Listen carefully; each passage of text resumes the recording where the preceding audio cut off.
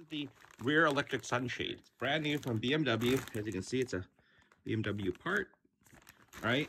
And if you look here, there's an electric motor there and two arms. If you had purchased this with the car, I think 2008 when I bought this particular car, this is like a $300 or $500 option installed. But now to do it afterwards, to buy this part is $641 from BMW. So yeah, it's way more than it should be. And then you have to do programming, and then you got to run wires. So that's what we're doing. I want to make it look OEM. So if you see that there's a screw here, like a screw here, and then one more screw here. And that will allow us to install the sunshade. We have to cut the rear shelf to put this in. If you look at it, you see there's a, right here, there's a little tab, and there's a bump and a cut, right? This is called Code D from Tyco Electronics. If you look at this plug itself, right, it actually says like BMW there. So this is a specific, right there, it says BMW. So it's a specific plug that I think BMW's contracted them to make. So if you look at the spec sheet, you'll see it here. You'll see that this is coding D. So here we show you how to use the Mouser site to look for the MQS connector and plugs. We can identify the one that we have from BMW is the D version of this particular plug, which we cannot get. We couldn't find it anywhere because it's where the location of the tab is, and it's in the D configuration, as you can see right there. So what we want to do is we can buy, I think, the A version, where the tab is like on the side. So we buy the plug and the receptacle. So we get a pair, a matching pair. And then we replace both. The MQS connectors that BMW uses can just be popped out and then pushed into this new connector. So there's no change there. The pins will still work. But you can't get, there's an extra, you can't purchase this particular plug. So the best thing we can do, and keep in mind, what's in here are what they're called MQS connectors. Easy to pop up, push here. And MQS is the male and female part of these TE connectors. So, and they're automotive connectors. So if you look in here, we kind of pry this door up, right? And this push here, and we'll free those connectors. So we can just literally slide those into a matching connector. So what we did is we went to DigiKey. Here's the part, okay? And we bought these plugs. If you notice, it's a tab going sideways, but not that cutout on the other side here, right? This is coding A, it's called off the spec sheet. So you see it here in the spec sheet. And these have the same thing, a little window, a little door here that you pop up. You slide the MQS connectors in there, and you build your plug. And then over here, also from DigiKey, we bought the coding A plug. Now, look at this. Do you see it? Looks kind of familiar to the one that we just showed you, right? But except there's a tab here. There's no bump over here. And then this fits into this perfectly. So what we're going to do is we're just going to replace that plug on the BMW sunshade, and then we'll have the plug here. So it'll be a bespoke plug, but one we can actually buy parts for. I recommend you do that. So what are the connectors inside? So these, you see they're going to be female pins. These are going to accept a male pin, right? So this is a male pin. These are called MQS connectors. The ends are 0.75 mm by 0.75 mm square. Those are standard.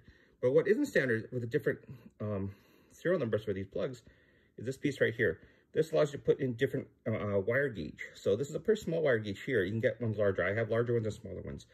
So you need to buy a set of these, and this fits into this plug here, right? MQS connectors, if you look carefully in the back, you see there's like, it's not just square, there's a square little kind of a thing that sticks up. The thing that sticks up on the left-hand side there of each square, do you see it? Matches a cut in the back of these connectors. You have to get those connectors in packs of, I think it's like 100. There's like 20 or $25, I think. But they don't sell many smaller. Well, I couldn't find them selling any smaller. If you did, they're charging like 3 or 4 pieces for something like $8 or $10, right? And I got these from Mouser a few years ago. And I've used them for many, many things, including my Tesla. They use these as well, MQS connectors with these exact pins. These are for automotive, so vibration environments. This is, again, from Mouser here. And these are the female connectors. If you can see that, there's like a hole in there. And these holes are got the 0.75 mm square pin. Same thing, you can get different serial numbers for, and that's just the back piece here for the size of wire gauge. You can get thicker wire gauge and thinner wire gauge, but it's still the same MQS hole. So keep that in mind. This is what I ordered from DigiKey. There's their T connectivity AMP connectors. So if you want to get some yourself, here they are. The shipping was kind of pricey because it costs more than the actual parts themselves. So I only ordered 4 pieces, but the shipping is like $5. So yeah, not very efficient. So buy more if you can, but that'll allow us to get this to work. And that's it. So the next thing is we're gonna cut some pieces out of the rear shelf of the BMW 335xi 2008 and install that. We have the 2 side pieces, the little trim pieces, and I'll show you how that all goes in, and we'll be able to install this fairly quickly. We're going to solder these pins and this plug onto the yellow and white silicone wires that we've already wired into the car. We ran those several months ago. I think there's a video I'm going to add to this to show you. And so we'll put that on. We'll change the plug at the end of the blind, and then that'll allow us to plug it together. Then we'll wire that into the JBE, the junction box electronics. I might have to buy a new one. They're roughly $300, and I'll show you how to program those too. We'll have to use the programming tools we use to program the windows to automatically roll up and whatnot. We'll use that to reprogram that box. The box I have may or may not have the relay that would power and reverse polarity power, the lifting up, lifting it down. Once we program the car to be able to accept the button from the console. I'll show you how we did the button too. The button's really interesting, and the fact that the buttons that don't move currently in your car actually have buttons behind it. If you take it apart, you'll see that. I just cut out the plastic stalks that kept the button from being pushed down. So now I can push the button. It doesn't have the logo on it, but my goal is to be able to use what's currently existing, probably in a junction box electronic, to basically turn on and off this blind, just like OEM. If not, I'll buy that console, and the console is like roughly, I think, $300 or something. And that'll put in the rear blind icon onto the console deck. So we'll try to look for that and put it in, and we'll see how it works.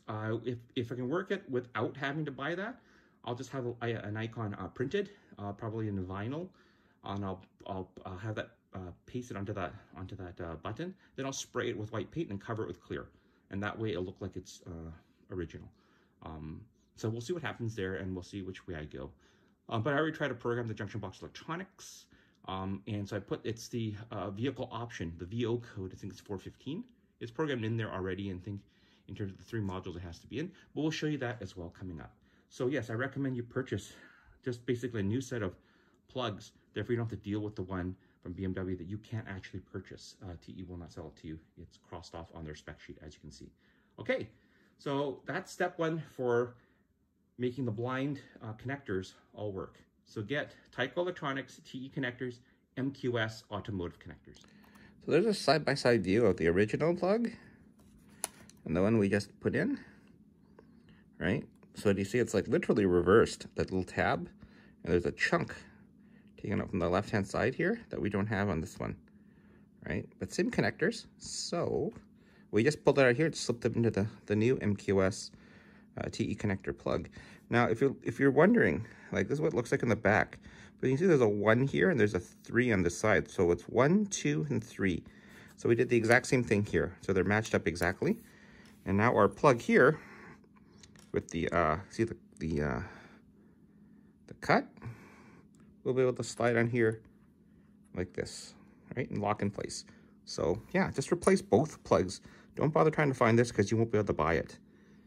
Again, look at the spreadsheet. Code D is what you need, and it's not available. Okay. And if you're wondering, so we have the plug in. We have to solder in the wires in the back of the car, so that'll take a while. We put that in, and this plug will then be available. So yeah, so if you look here, you can see that these match exactly, right? See that slides right in, right?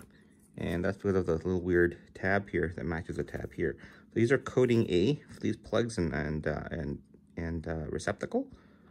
So yeah, just replace it. So what BMW has, you won't be able to buy this side of it for it. So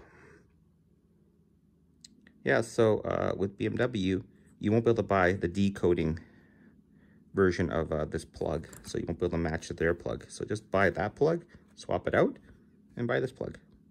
and then you're good to go.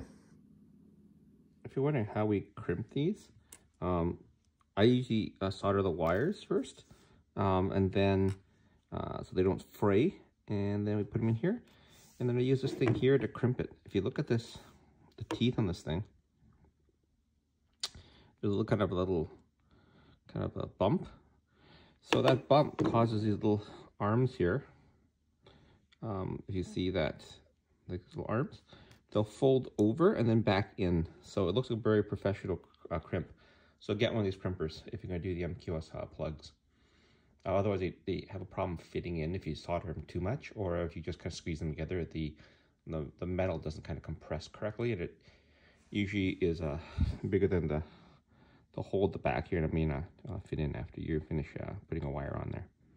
So yeah, get a crimper. So we took the cable and we put this fire-resistant sheathing on it, and then if you look real close, these are connectors and they're crimped. I bought a crimper to allow us to crimp this piece, which is here and here. The yellow cable, it's there and there. And the reason why you got to crimp it is because you have to go into this, the casing, right? And remember, we changed both the casing for the blind itself. We just basically pulled out their MQS connectors from Tyco, and we replaced it with the matching set to this, because the matching socket to that blind is not available from Mouser or Tyco. I think it's specific to BMW. That basically they move this little cut here to a different position. It's type D. Anyway, you'll see that in the link here we'll have on the video. But yeah, so we're gonna put in yellow goes to pin 3. You can read that it's pin 3. If you look in there, it's hard to see, but inside here it labels it 1, 2, 3 for the pins. So yellow is pin 3, and then the white is pin 1. So we'll change that in, and then we'll clip it in. All right, there you go. We snap this little connector down here, and we've got our pins in. You can see them. There you go. You see them? Yeah, so yellow and white, and a new connector. Done. All right, so we're in the glove box, and we've just kind of stripped off the 2 yellow and white wires, the silicone wires, and here is the clip. You can see it there. There's like a set of prongs here and a set of prongs here. The prongs here grab the insulation, the prongs here grab the metal part. So we slide that on, and these are Tyco MQS connectors, which will fit into the connector. And then this is the crimper here. If you look at how it's like in the heart shape there, it will fold the leads back onto themselves to stab back into the metal. You'll need a pair of these, otherwise those will be too big to fit into the tiny little hole. I think it's 0.75 mm by 0.75 mm, and I think originally, if you look in here, like this one right there, I soldered these and they do not fit. It's too big. You have to crimp. All right, so I'm gonna crimp these. So it kind of looks like this. We're gonna fit it over like this, like that, and then we'll crimp it. And that's the finished result. It's pretty tight. So those are the anchor mounts there and there for the child seats. So in order to get them out, there's a bolt that goes through them here, and it's hex, and so there's a cover plate here. So how do you get the cover plate off? You could try to pry back here. Many people have tried, and what that does, it kind of chips and damages up. Well, the secret, you're wondering why that trick works when we slip, like when this is in the unit here, and we slip a plastic card underneath the lip here. Do you see those? The little hooks at the bottom? When you push those hooks in here, you can then pop this lid off. So most people would pry this edge with a screwdriver or something. It'll get all chipped up. So when someone works in your car, just come back and rub your finger along here and feel it. See if it's all chipped up. If it is, they don't know what they're doing. Use a plastic card. You push on the little tabs here. Under here, just slide underneath, push. These tabs will go in and this thing pops right out. It's like that. So yeah, that's the trick to get these out. There's a plate that looks like this, right? And if you look at the plate here, I don't know if you can see that, but it's got little tabs. Those tabs clip underneath a very strong piece of high-strength steel. right? And they just go below the surface. The hook's just below the surface of that piece of high strength steel. You can see, so there's really no seams, and you don't want to have chips. So just take a card, anything thin. I use something that's plastic, but you could probably get away with like a putty knife or something if need be. But you jam it underneath here. And now think about it. If this piece is like this, I'm jamming that card in. I'm going to push these teeth in, right? And then this will pop up, and there'll be no damage. There'll be no chipping on the edge here. See how sharp that is? People will try to pry it here, and they try to overcome the friction of these little hooks. When they do, it'll pop up, right? But by doing this, you push these little tabs in a little bit, the thing pops up without any effort. So let's take a look. Let's go here and push. Okay. See that? It's popped up. You grab here, right? See the card, if you can see it, pushed in and pushed those little tabs in. So that's the secret, getting this without breaking it. I don't think I've ever seen this shown anywhere else, but this is really important. In order to get this shelf out, we're going to put in the electric Sunblind. You got to cut this piece out here. So we have to get this thing out to cut it. A T40 star bit.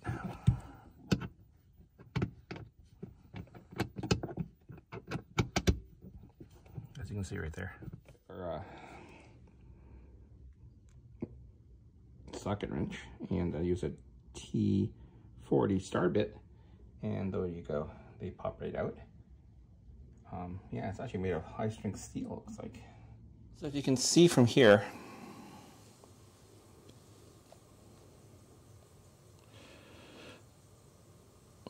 the child supports are pulled out. So if you can see from here, the child supports are pulled out. We'll show you how we slip the card underneath it to trip the cover so that you don't break anything. So all right, remove that. There's like 6 pins, I think, behind the seats here, and then the 2 C-pillars. What it looks like when the supports are removed. You just pull them right out. As you can see, all 3 of them are out. And so now we're going to go after the C-pillars here, and then the pins that are here along the back. And that should free up the rear shelf here. We're going to have to remove the seat belts and the clips, I think here and in here, and then possibly the speakers. But then the shelf will come out, and we should be able to cut right along that back piece there for the hole for the electric Sunblind. All right, so let's go and do that. So that's the seat pillar. See that airbag? If we pry that out, there's a screw underneath there. So undo that screw, and that thing should pop out. And same with this side over here. So let's go ahead and do that right now. So remove what this looks like. Put a screwdriver in here. Pry out. You'll see that's like a Torx 20 screw. So let's undo that, and there's some clips. You just then pull, and it should pop right out. Yeah, to get these out, you're gonna have to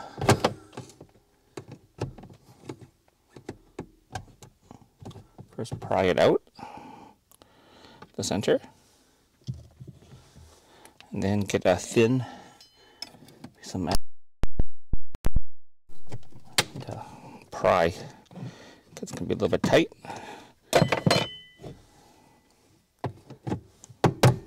It should come out just like that. There's like I think 6 of them across the top here we have to take out. So to get the C-pillars out, do you see that slot? You see these pins? So they're pushed in and then pushed down, right? So you gotta, from the position, is you pull up. So you grab it and just yank this way, and then they'll slide up that keyhole and come out that big piece there. So there's like a big square in that little tiny cut. Well, the cut will squeeze this. So if you pull it up far enough, it'll get that big point, and then the whole thing will fall right out. So it's pull. So this one here, if you grab it here, and you pull, same thing. You see the clips? They go into those keyholes and they push down, they slide. So you slide them up, they'll get that big piece and it'll come right out. So let's get the 2 side pieces out. So while you're pulling these out, these metal things that hold the chairs in, you have to take these out. They're right here, they're loose. So pull those out, remember to put them back in, and use the tray will come right out. And so it's all no longer attached. Okay. We're trying to figure out how to pull the speakers out.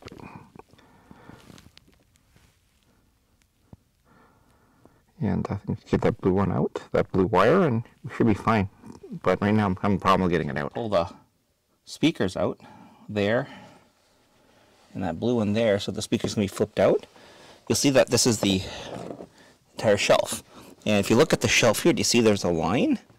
I mean, they already cut the line out for you. So just the cut goes here. And that should be the cutout necessary for the window blind. I believe, if you look back here, I think the screws go into those little pre-cut holes there. There's one more over there. So yeah, let's go do that.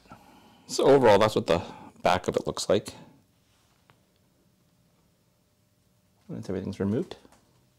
Okay, so we'll go and cut that piece out and try to insert the blind.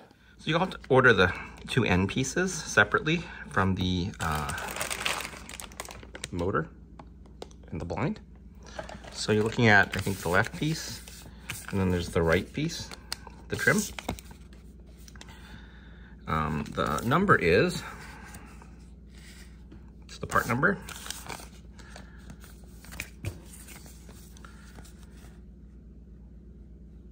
Okay, and then you'll also need some screws. I think these are the screws. I think they're the same ones on the bottom of the car for holding in the aerodynamic plastic panels. But there's the part number, and this is what they look like. And this is what screws. This is what screws into the bottom. You need 3 of them for the blind into those 3 holes that we just saw earlier where the little piece of foam is. So okay, let's go try to install this. Oh, we'll try to cut it out. So we're going to try to cut it out according to those marks. But first, we're going to measure the marks and see if the width of the opening for the electric blind is correct. Because you can squeeze a little bit, and it'll squeeze and kind of spring back. So it kind of has a little U on each side, so it'll kind of grab into the cut open piece of the rear shelf. So we'll see how that works. But we'll cut it along those lines that we see there. I'm pretty certain those are the right ones to cut on. Okay. I don't know if you can see that, but do you see the shape here? It looks kind of like the bump. Well, if you look really carefully, it looks just like the shape at the end pieces. Do you see how that kind of cuts in and goes around? Well, it kind of cuts in and goes around. So yeah, you cut this exact shape out, and that's the shape for adding that piece there. So that's where the blind would go. All right. And the interesting thing is, you just take a knife and just run it along the score line, and that should be enough. I just run it 5-6 times over the same score line that they've already drawn for you, and it cuts right through. So this material is like I don't know, it feels like paper or wood fiber and some low-end polymers. So it's not like super dense or super hard or super brittle. So it's relatively flexible and soft. And so it cuts really nicely. So it's just at the very end here, you gotta cut that really weird shape to fit the end pieces. So I would say use a much smaller knife. I have a finer knife I'm gonna use versus this big one, which I'm using the big one to cut the 2 big lines. So let's continue to do that. Use this fine tipped knife. This is usually for cutting protective film and that type of thing for your car, but it works really well for pushing into those little corners and getting that cut, as you can see. Keep in mind, we're making that cut so that we can fit the plastic part that has that really weird shape. Let's go back and look at this again. Do you see the weird shape?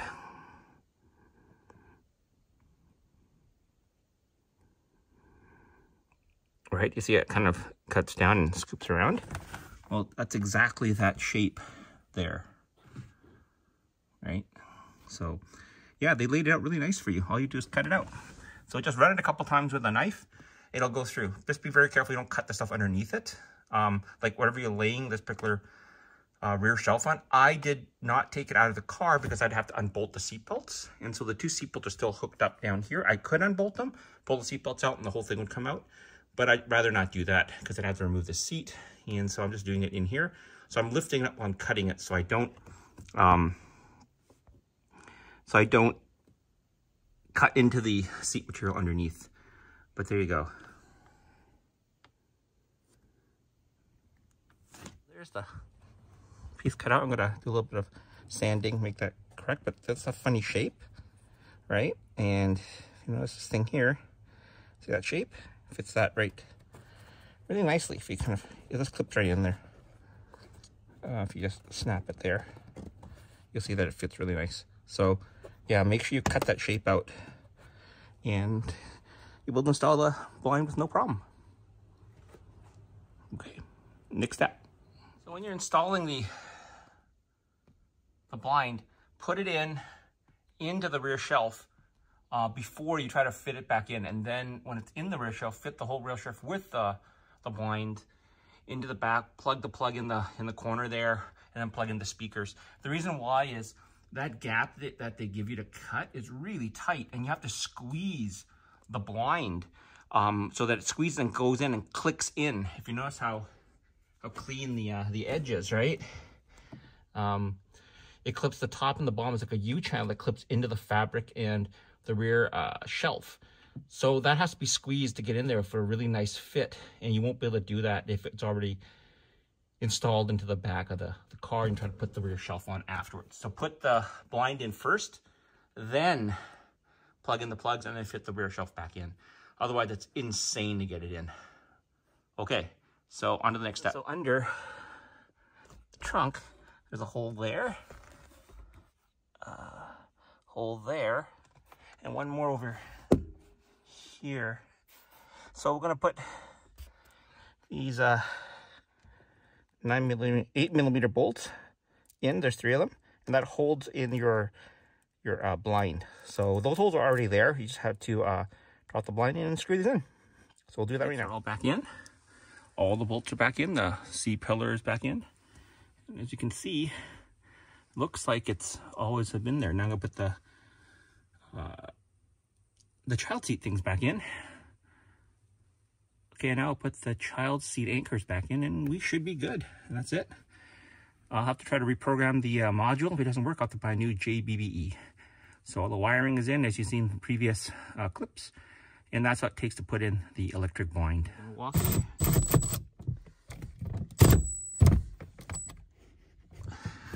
Tightened.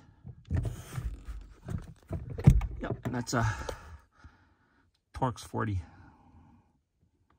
So let's just do the final step, which is press the cap in like that. Here's this one. Here's the last one.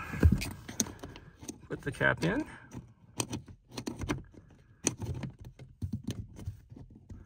Snap it in, and we're done. We have our blind and everything installed.